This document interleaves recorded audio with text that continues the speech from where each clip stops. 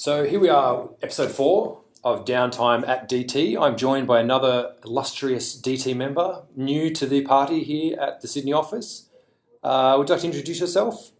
Yes, please. I'm Sarah, and I recently moved up here. Well, not so recent. I think I came mid-October.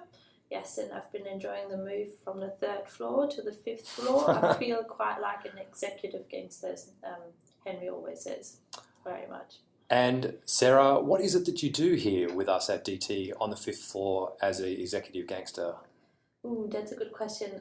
I'm part of Luke's team. That means I'm a project manager, and most of the time I feel like I schedule in meetings and harass people because they don't show up on time. Is that a key part of being a project manager, is scheduling so. Meeting and harassing people? I think so, yes. If you could, if you were boss of DT and you were like, we're going to do project management right, how would your day-to-day life of a project manager run smoothly and perfectly? I don't think there's such a thing. But We're talking in ideal situations here. In ideal situations, okay. In ideal situations, I'd have breakfast with my team first, and then have a stand-up, and where everyone sort of tells what they've done, what they're going to do next, and then I would have a 1.5-hour working session, where everyone gets to work, and then I would have a coffee break, and then I would have another 1.5 hours, and then I'd have a lunch break outside, and then I would have the same routine again, and then I would think going home at like 5:30, 6 o'clock would be perfect. You seem to have organised this very, very well. I'm super impressed about how you've already had a prepared answer about this is the way it should be. Is that what you like about being a project manager, or what drew you to project management? Yeah, I think I've read a lot about how you can be most productive, and I know that you need to have breaks, and so I think working in chunks and rather than sitting at your desk the entire day, I think that's not really productive. I think getting up and moving around, having a break, going outside, I think that's quite important. Do you know what? That's a really refreshing perspective to hear from a project manager. Don't tell that, Luke. Well, Luke would be just, hey, shut up. I need 8 hours of paid work out of you each day. Is that paid work?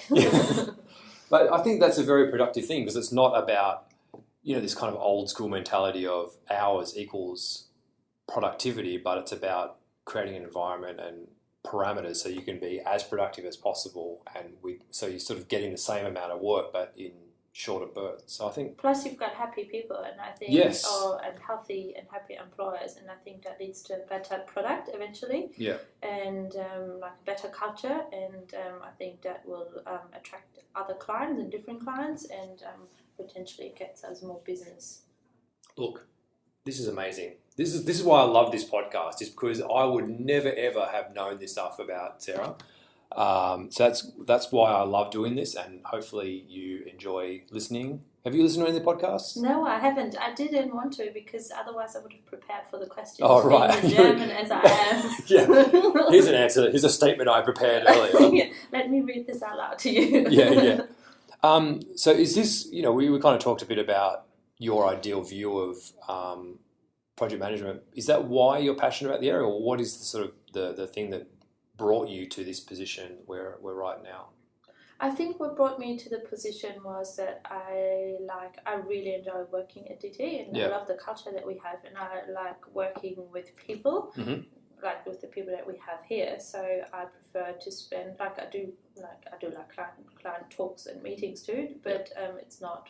I prefer joining the team on the floor and sitting with them and working together on a solution, and that's why I sort of wanted to shift to project management. Okay. So as a project manager, there's a lot of stress. I previously worked as a project manager for many years before I decided to change my career. And, it's a tough role. But there's times where you just need that extra sort of push and some energy to get you through. So what would be the spirit animal that you would summon to help you, have that last sort of push to just keep going as a project manager? The spirit animal? I don't think I've got a spirit animal. I think I've got coffee, if that counts.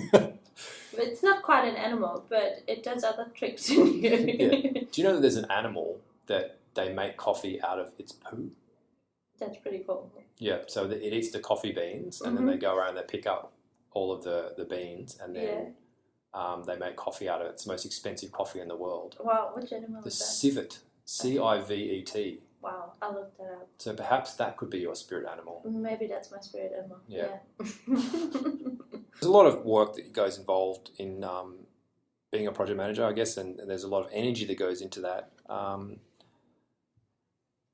What was it that kind of, I guess from a career perspective, that kind of kept you moving towards a project manager? What was it you studied, and kind of how did your career path that got you? Sorry, that was a very long-winded way of asking this question. That's all right.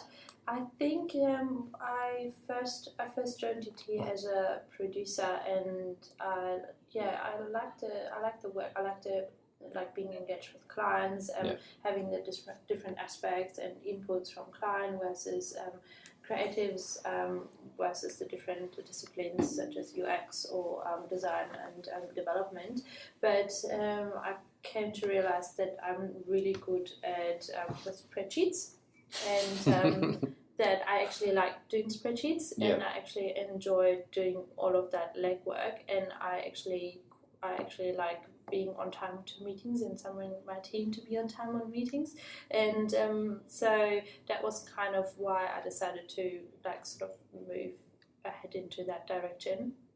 Okay, is that really your biggest pet peeve? Is people who don't show up to meetings on time? No, it just bothers me a lot. I think I share your annoyance. Yeah, it's just I think maybe it's because I'm German, so maybe that's like a big thing, being on time.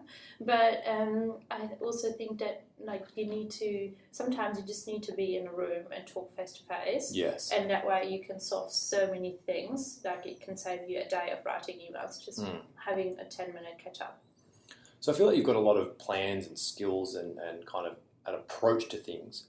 If I was to transport you back in time to 7th century medieval England, or maybe even 7th century medieval Germany, how do you think that your skills would be applied in that era?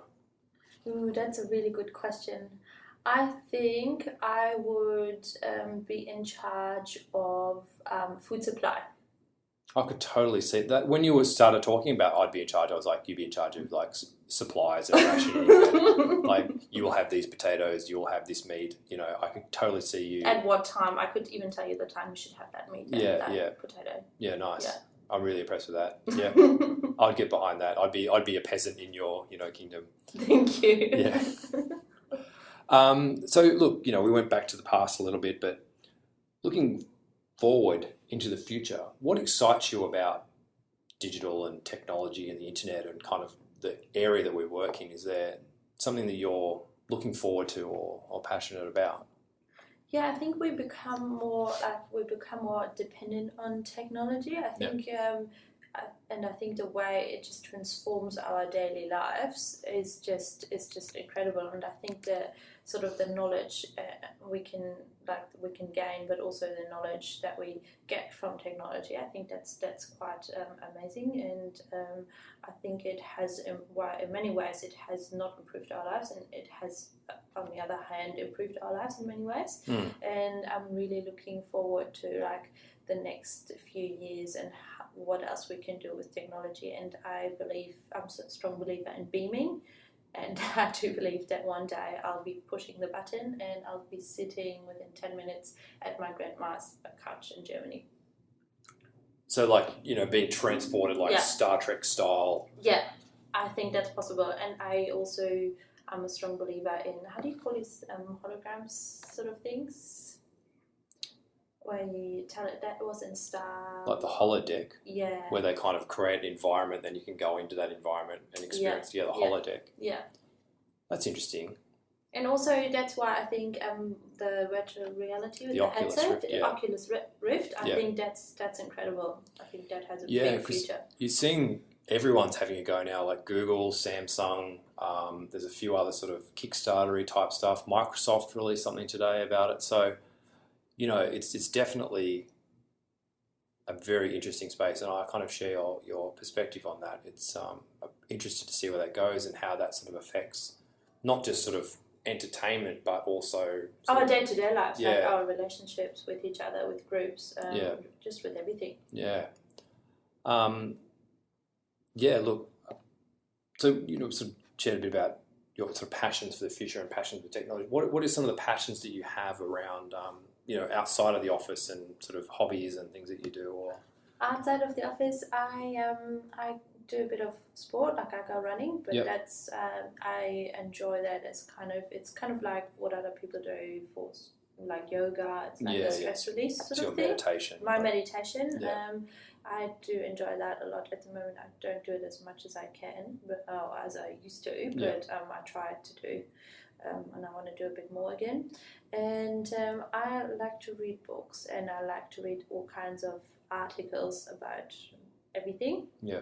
So just like random different things, and I do enjoy watching documentaries. That's kind of what I like to do. So, recommendation for our podcast listeners: you would say a book, documentary. What would be your recommendation? I'm watching a documentary about what's his name, Kim Philby. Very interesting guy. He he is an Englishman that became a spy for the KGB. Yeah, wow. And it's just really wacky. It's very interesting. Is this a documentary that I can watch? It's a documentary. Just look it up. That was actually really good. And then a book I'm reading, I think it's something with Into the Pink or Pink Tank or something. It's different. It's a bit of a science book and has a lot of psychological insights, and I think it helps a lot in your day-to-day life, understanding a few things. Yeah, right. Amazing. Yeah. Who would win in a fight? A monkey with a knife or a great white shark that can breathe out of water? A monkey with a knife. So why do you think a monkey, little tiny chimpanzee with a knife, can beat a giant 1-ton great white shark? Because the little monkey goes there with its knife and just sticks it everywhere. Fair enough. I guess this is the limitation of audio, but you missed an amazing knife stabbing, angry face look from Sarah-Sophie just then, which is pretty impressive. I'm also I think my looks are quite famous. I give people looks, and I do this by accident. So I'm not. I don't always mean it. Maybe we can have a little Sarah face as the icon next to the podcast. We'll take a little snapshot. All right, great. So we're going to go into the quick fire round now. So quick questions. Where were you born? Heidelberg. Where is Heidelberg? Sorry, Germany. Germany? Yeah. What's that like? In the winter it's cold, and in the summer it's cold too sometimes. Yeah, sounds lovely. Yes, it has a lot of pretzels and a lot of beer, which is very good. That's good. Yeah. I can see why you're here in Australia. Clients you currently work on at the moment? Optus, Tourism Australia and Fairfax, New Zealand. Oh, lovely. Have you done much work with Fairfax, New Zealand so far? No, I just started. Yeah, great. Two things you like? Two things I like. I like running, and I like, what else do I like? I like a lot of things. I like pink. I generally like the colour pink. Yeah, right. I'm quite obsessed with it. Yeah, that's cool. See, another new thing that I've learned. Now, let's imagine that marketing and advertising and digital and technology didn't exist. What job do you think you would do? What job would I do? It's a good question. I think, what else would I do? I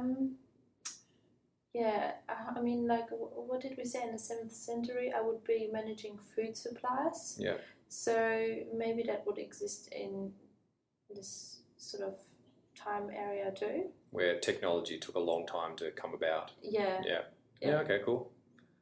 Now, as a someone who's recently come to Australia, to our dangerous nation, what do you feel will ultimately be the end of Sarah while living in Australia? Will it be our wildlife or our natural disasters? What do you think it is that's going to do you in?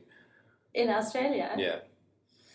Spiders. Oh my God, spiders. Spiders. I Yeah. just really don't like spiders. The other day I saw one and I just really asked myself, what in the hell do I do in this country with so many spiders? Was that like, saw the spider, find your passport, get on the plane back? Yeah. Is that, Yeah. Spiders. Yeah, spiders. Hairy spiders, long legs, dangerous spiders, just any spiders. Yeah.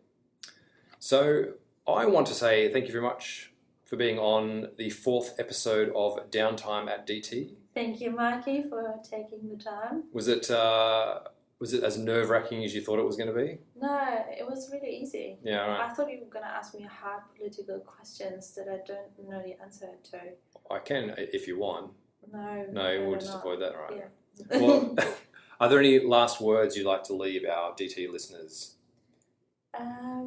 I like working at DT and I enjoy DT Sydney. It's good here. I like it. And thanks for being so open, and thank you for taking me to lunch breaks and everything. It's good. Do you know what?